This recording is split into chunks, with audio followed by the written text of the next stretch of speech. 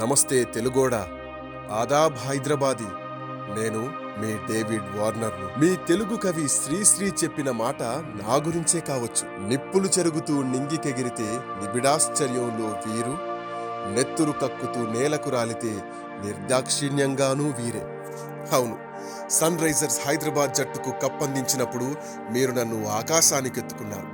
ఉప్పల్ స్టేడియంలో సిక్సర్ల మోత మోగిస్తే మీరు స్టాండ్స్ నుంచి కొడితే కొట్టాలిరా, సిక్స్ కొట్టాలి అని కేరింతలు కొట్టారు. నేను బౌండరీలు కొడితే బౌండరీలు దాటే వయస్సు మాది అని డాన్సులు వేశారు.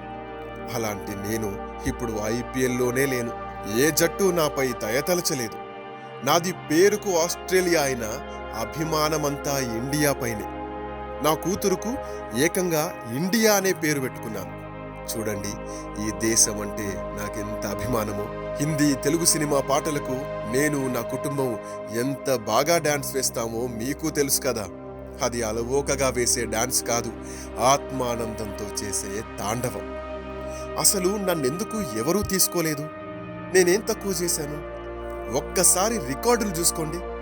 ఏ విదేశీ క్రికెటర్ కూడా ఐపీఎల్లో నాలాగా 6,000 పరుగులకు పైగా చేయలేదు. గొప్పగా చెప్పుకునే Chris Gayle, McCullum, de Villiers, du Plessis, Maxwell కూడా నా తరువాతే ఉన్నారు. 3 సార్లు ఎక్కువ పరుగులు చేసినందుకు నాకు ఆరెంజ్ క్యాప్ ఇచ్చారు. ఈ దునియాలో ఎవ్వరికీ సాధ్యం కాని విధంగా ఐపీఎల్లో నేను 62 హాఫ్ సెంచరీలు బాదాను. ఇన్ని రికార్డులున్నా నన్నెందుకు ఎవరూ ఆదరించలేదు? కారణం ఒక్కటే.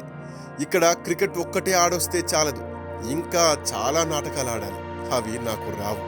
నన్ను మొరటోడు అని నిందించారు, ఆవేశపరుడు అని ముద్ర వేశారు, థగ్గీష్ అని దారుణంగా హేళన చేసిన వారు ఉన్నారు. ఆస్ట్రేలియా క్రికెట్కు గుడ్ బై చెప్పినా నేను ఐపీఎల్ ఆడాలనే అనుకున్నాను. ఇండియాలోని స్టేడియాలన్నీ కలియ తిరగాలనే భావించాను.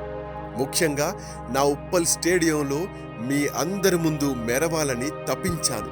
కానీ యుద్ధ భూమిని వదిలి వెళ్తున్నాను. తప్పట్లేదు. మీకు దూరమైనందుకు కన్నీళ్లు ఆగడం లేదు. మనం మళ్ళీ ఇండియా వెళ్ళమా నాన్న అని నా 2 బిడ్డలు అమాయకంగా అడుగుతున్నారు. ఐపీఎల్ సీజన్ వచ్చిందంటే చాలు బ్యాగులు సదిరే నా భార్యకు ఇప్పుడు ఆ పని లేదు. క్రికెట్లో నాదొక చరిత్రగా మిగిలిపోవచ్చు, నాదొక ముగిసిన గతం కావచ్చు.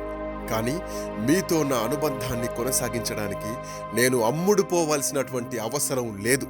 వస్తా, తప్పక వస్తా. మీ అందరి ఇండ్లకు వస్తా. క్రికెటర్గా కాకపోవచ్చు, కానీ వెండి తెరపై మీ అభిమాన నాయకుడిగా వెలుగులు పండించడానికి వస్తా. ఓ తెలుగోడా, అలై బలై తీసుకుంటావు కదా?